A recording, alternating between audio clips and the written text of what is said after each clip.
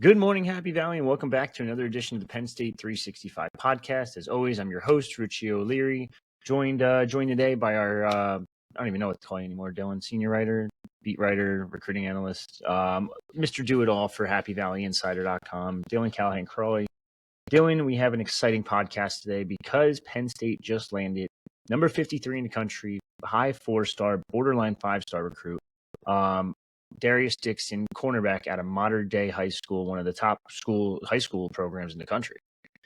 Just kind of talk a little bit about how this one came together. Yeah, this is one where Penn State has been, I think offered him quite a while ago, but and early on in the recruiting process, I do remember Adam Gorney, our national recruiting analyst, who I believe is based out on the West Coast. Yes. At least his focus is the West Coast. Reported way back when then there was a Big Ten feel to his recruitment early. Penn State was one of those schools, but then we didn't hear about Dixon for a while. During the spring, the two sides really picked up. I guess you could say, the communication. I believe Terry Smith went out to California, visited Daryus Dixon. That went well. They scheduled an official visit, and he gets on campus this past week, and the first time he's visited Penn State, and he was blown away. Adam was able to talk to him about his commitment. We're planning on having him on our podcast right here next month at some point, so that'll be exciting. Get him on, talk about his recruitment, his commitment, and all that. Preview his senior season.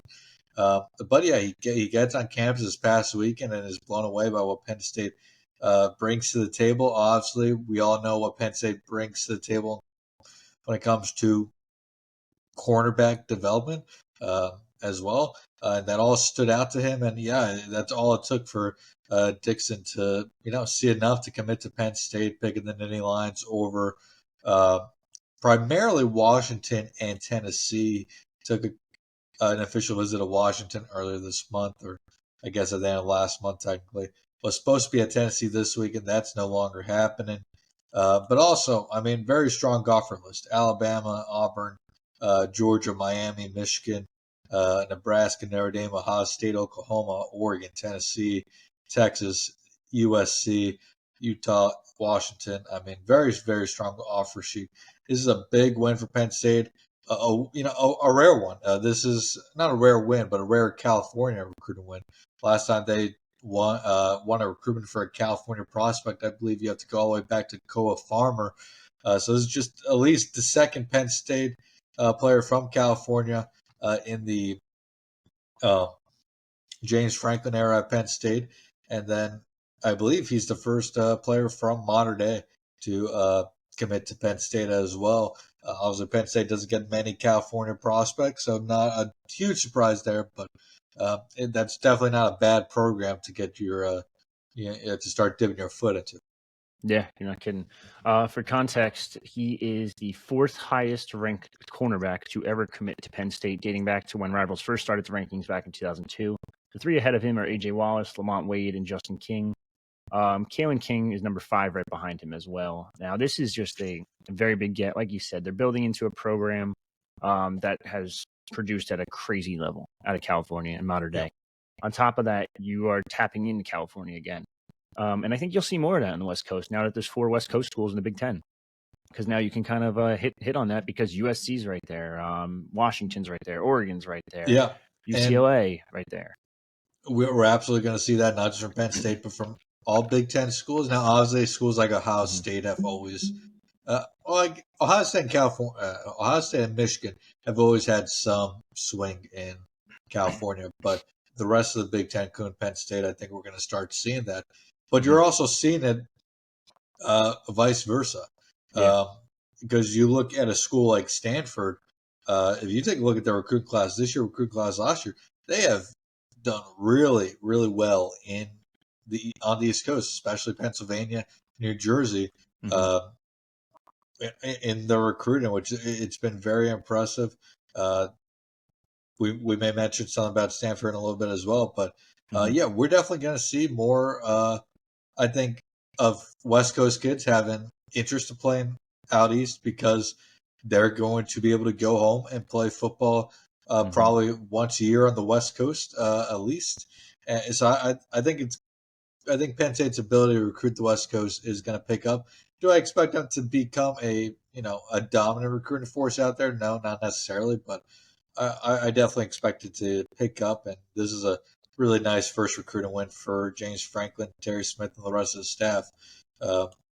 Now 2 top 100 prospects in this 2025 recruiting class for Penn State. Joins Alvin Henderson, the number 36 overall prospect in the country. And now I think 3 rivals 250 prospects and 8 4-star prospects as a whole. So now Daryus Dixon is the first commit from the weekend. Now we're also hearing some really good things about another defensive back, one out of Ohio in safety, Josh Johnson, who he submitted a future cast for. How close is that one happening? Yeah, I think this one, I unfortunately haven't been able to talk to Josh directly. We've talked to some of our sources within the program. But with Josh, I think we can expect this one to probably happen in the near future in terms of maybe this week or next week.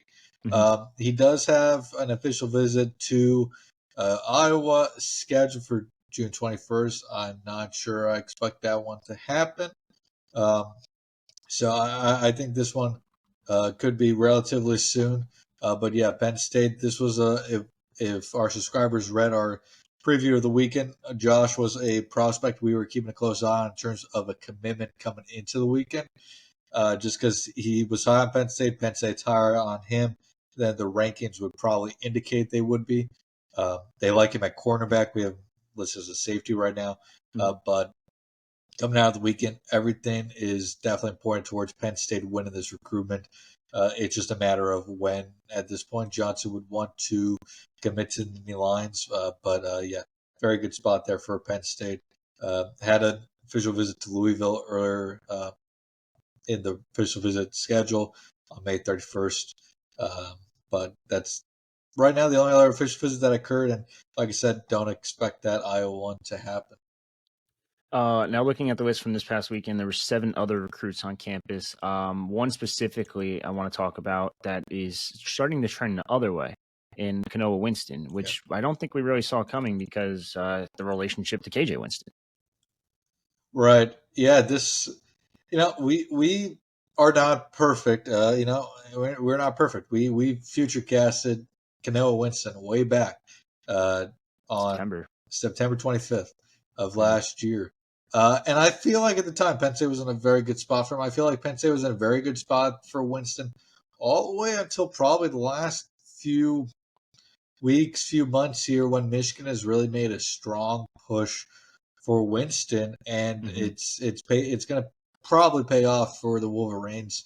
I think he had a good official visit this weekend, but I also just think that Michigan has, like I said, just made even stronger push that's really, wowed Winston. And as of right now, I feel like Michigan is the leader in the clubhouse for Winston after the Penn State official visit.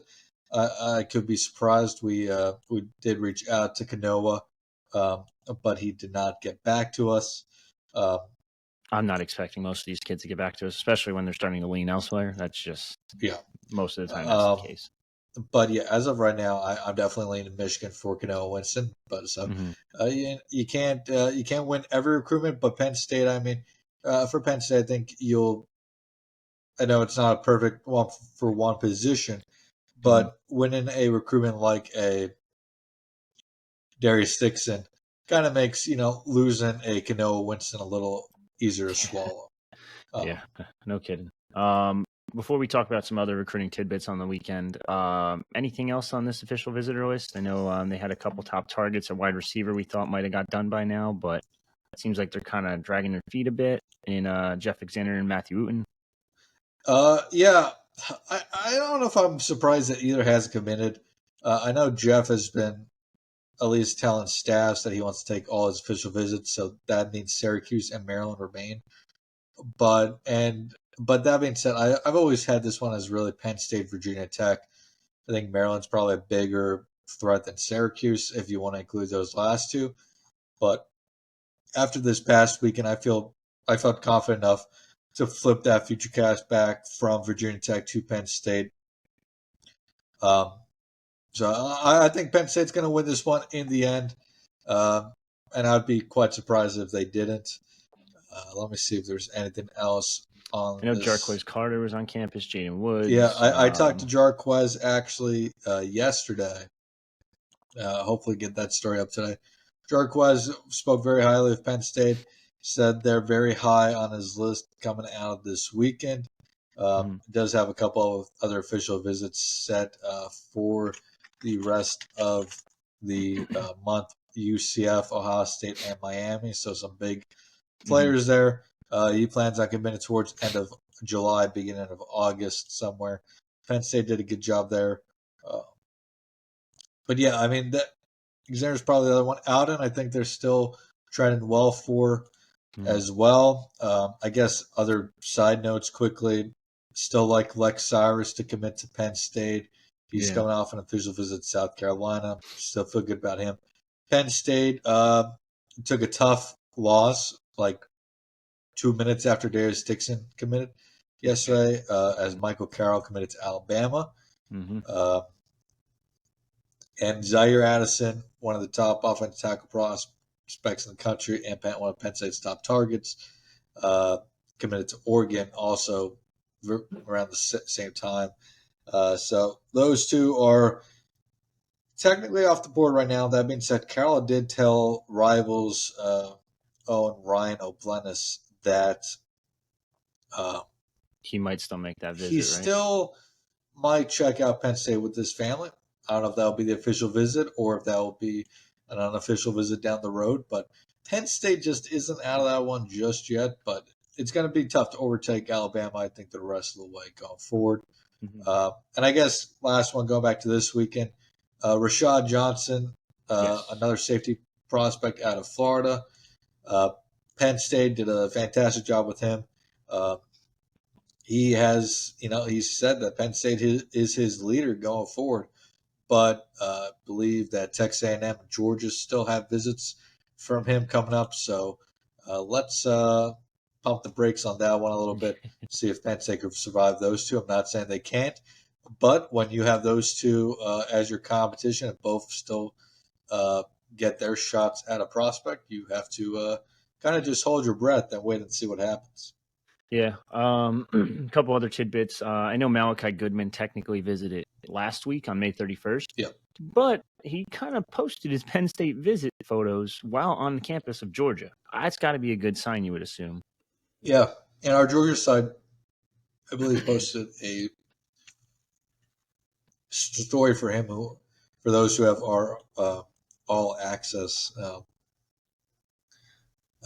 subscription. And see if I can find it here quickly. I forget where it was at because it's not on the profile. I don't see it. But either way, I know after talking to his coaching staff over here in Jersey, I know Penn State's near the top. I wouldn't say they're on top right now either. I know some people have went out and said that Penn State has shifted themselves to the very, very top of his recruitment. That's not necessarily true because he did like Georgia a lot. I don't think Georgia's as high as Penn State. I think Penn State has a slight edge there. But Alabama's right there with Penn State, and that's where it's going to be interesting. And he visits Bama this upcoming week. Yeah, that's I would agree with that. That this is trying to Penn State Alabama battle, but the good news is though that they are trending in the right direction for Goodman, which is big after you you miss out on a guy like Michael Carroll and you miss out on Zaire Addison. Yeah, it's this recruiting cycle has not been kind to Penn State. I think it's fair to say on either side of the line of scrimmage. So Malachi Goodman has become was always a big target for them, but he's become a really important target for them going forward because of those struggles. So we'll see what happens there. Yeah. Now, speaking of things that are not good for Penn State on the recruiting trail, it's never good when you have a surprise, or I shouldn't say a surprise for Penn State. I guess it was a little bit.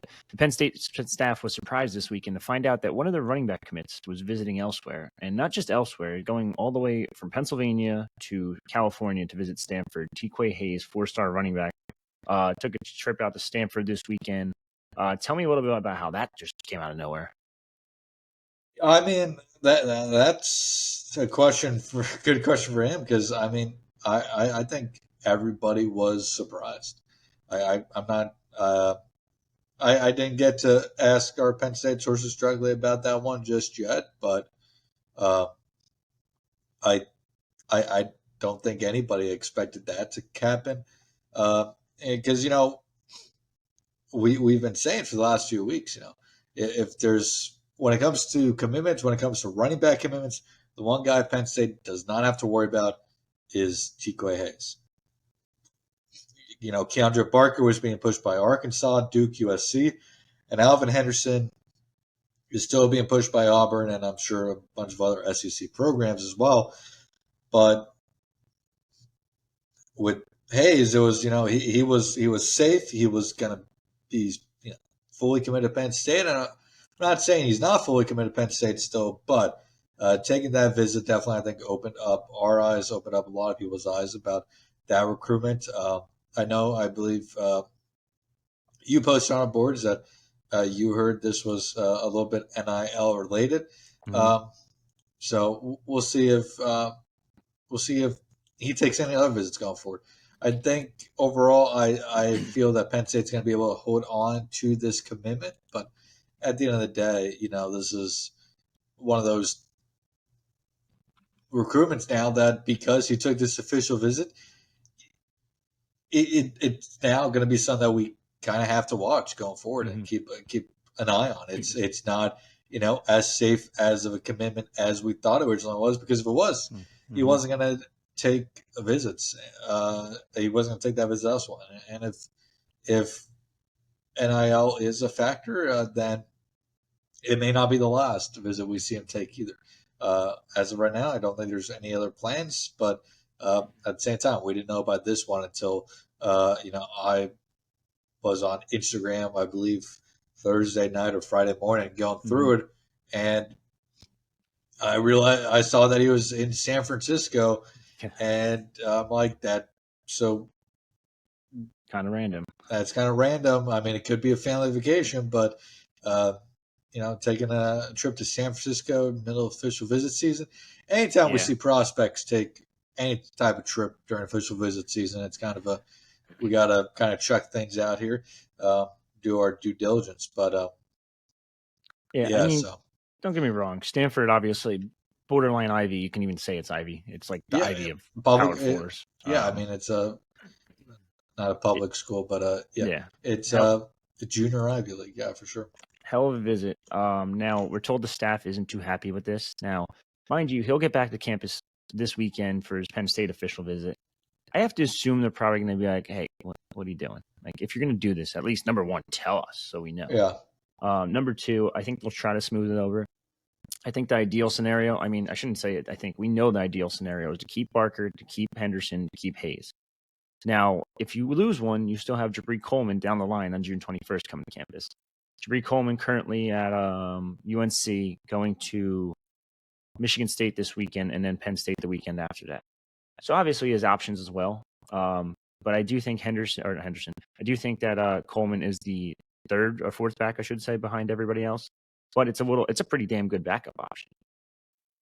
No, absolutely. And that's what we've kind of been saying, this whole process. Just kind of, keep Jabri Wallace Coleman, or Jabri Coleman as we have him on the site, keep him kind of warm.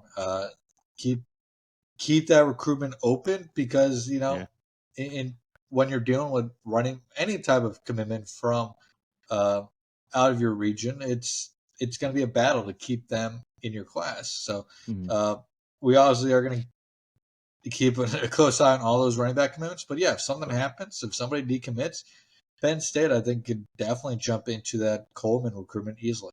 Definitely worth noting.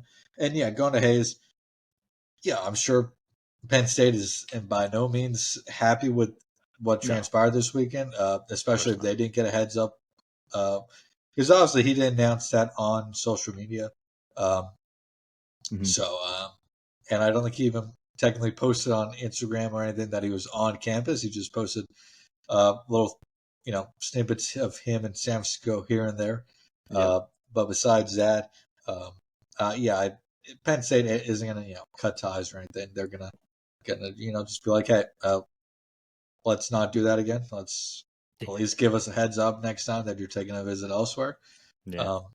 I think Barker, it was whether Pretty well Penn known. State, unless Penn State got tipped off by somebody or, Barker was kind of upfront about it. Penn State knew about the Arkansas visit with Barker. And they called him, got him on the phone, and, shut down that. And that's why Barker didn't take that visit to Arkansas this past week, which is worth noting because that was that was happened after we last talked last week. He never took that visit to Arkansas. He shut down his recruitment on Thursday, I believe it was, and everybody's happy. With Hayes, I'm sure they'll have a little nice talk this weekend about that. But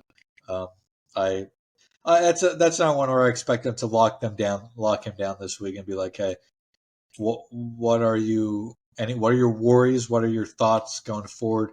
Let's figure that out. Let's get you locked into this class, and I'm sure that's what we'll get done. All right, and then speaking of the running backs, Rivals actually posted an article today. The top 10 running backs from the Rivals Camp Series this spring this spring, and two of them Penn State commits. Number 9, Keandre Barker, who I don't think a lot of people saw coming in at number 9, showed off some versatility during the camp in Miami. Strong runner, wasn't easily redirected during. Strong runner who wasn't easily redirected during one-on-ones. Big catch radius for a running back, so quarterbacks don't have much of an issue getting him the ball. Quickness during position drills, showed up in route running skills during one-on-one sessions. It's a pretty high praise for a 3-star, which I would assume he might get that 4-star back. Yeah, and everybody has to remember, the reason Barker primarily lost his 4-star was that he didn't play at all last year. If he plays, he's probably a 4-star prospect still. He may even be higher on the list than, where was he when? Let's quickly go back here. I think he was somewhere in the top 250, right? He was 120 last June. Yeah. It was 120 last June. And he by the time the season started, he was at 140, but he slowly fell down the rankings as he didn't get to play. He's going to pop right back up into that 250, I think, if he has a strong senior season at BB. So, I still think he's going to be a really damn good running back for Penn State. Yeah, I fully agree with you. And then number 10 out of the top 10 was Alvin Henderson, of course, the guy we know better than anyone. He was actually on track to win the MVP award at the Rivals Camp Series in Atlanta, but tweaked his hamstring, cut his days short. I'm told he's okay since then, just so everyone knows. Showed off some really good skills that make him one of the highest ranked running backs in the nation. Looked fluid in position drills, elite pass protector in the backfield. That alone should help him see the field relatively early. I know we've said this multiple times. That backfield is going to be wide open next year when just assuming Singleton and Allen are probably gone. Yeah. I think, and that's the thing. That's why they're Penn State recruited 3 running backs here is because they've been, you look at the quotes from these guys, and Penn State's been kind of open. They've been saying, hey, we're going to be losing our Allen and Singleton this offseason, upcoming offseason. So there's going to be snaps to behold. And, Penn State also this spring lost London Montgomery. So there's 3 running backs off the depth chart, and 3 more running backs come in. And I don't know if I necessarily expect anybody else to leave before the start of the 2025 season, but if somebody else does leave, there is still plenty of bodies in that backfield to take snaps. All 3 guys are really damn good, and it's gonna be interesting to see how those guys split snaps eventually at Penn State. And just going back to Stanford, I said how they were somewhat dominating the East Coast, which made the Hayes visit notable. Of their 2025 recruiting class, 15 commitments, 6 are within the general region of Penn State, New Jersey, and D.C., including 2 Pennsylvania commits, linebacker Minky Vaccarello out of Western PA over in Peters Township, and then Joshua Williams, a kid who was a Penn State target at one point at the Haverford School, a very athletic offensive lineman. 3 if you count Adam Shovlin, who's a PA native. Yeah, right. Yeah. So I forgot about him. Yeah, Adam Shovlin. And they did this similar. I believe in the 2024 recruiting class. Yeah, they picked up kids from Virginia, 2 out of New Jersey, another one, Benedict Uma out of Connecticut last year, if you remember. Forgot about him. So yeah, Stanford, who I believe it's a wide receiver coach who has the ties to the region. Is the big reason that they are having the success out here. So other than that, I mean, that's pretty much it. Pretty small start to the weekend. I shouldn't say small, really. Daryus Dixon, number 53 in the country, commits to Penn State. They're trending well for Josh Johnson, who's a borderline 4-star out of Ohio. I think he's severely underrated. I shouldn't say borderline because I think we have him higher than the actual ranking is. Kanoa Winston leaning elsewhere. Rashad Johnson has Penn State on top. Am I missing anything? Malachi Goodman has Penn State up there. Tiqwai Hayes, we just kind of recapped a little bit. Well, let me take a quick look here. Yeah, I think besides that, we talked Dixon, we talked Johnson.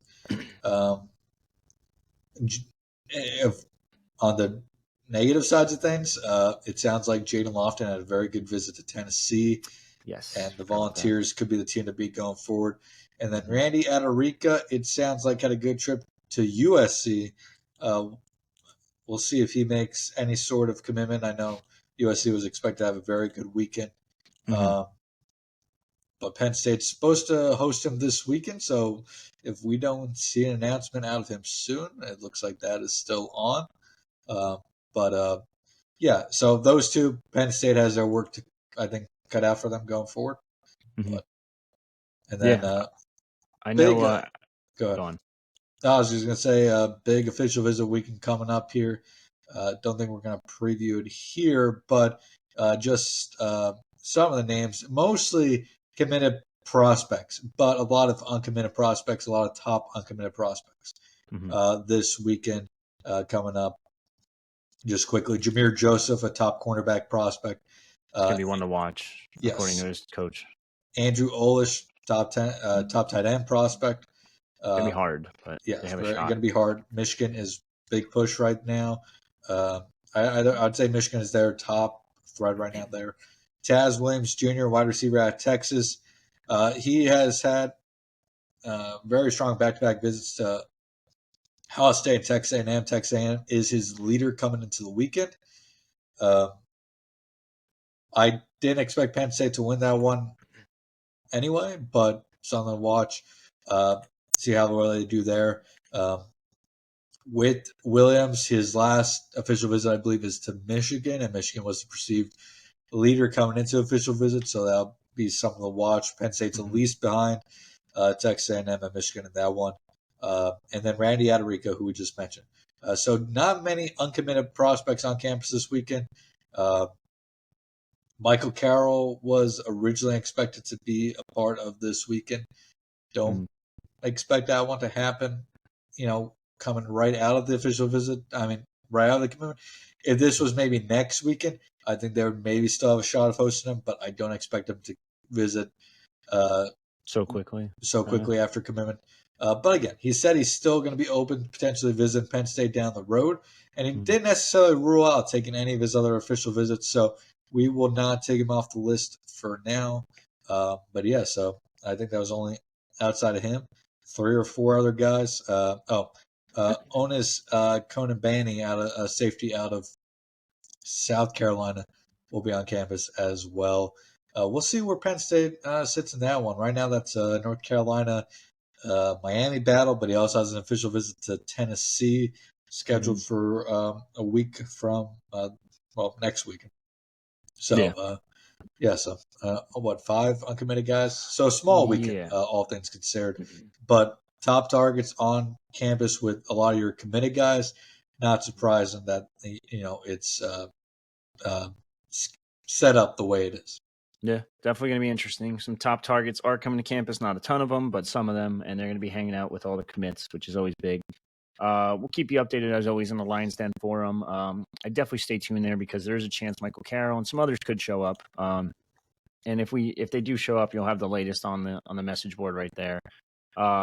Starting this Friday, I think it is. We are 25 is the promo code. You get free access to the message boards, to the site, to everything premium for free until fall camp starts in late August, mid-August. No, early August because the games are in August this year. So early August when training camp starts.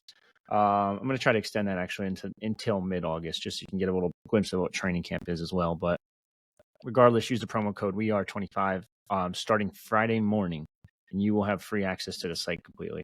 But for me and Dylan, that's really it. That's another episode of the Penn State 365 podcast. Signing off.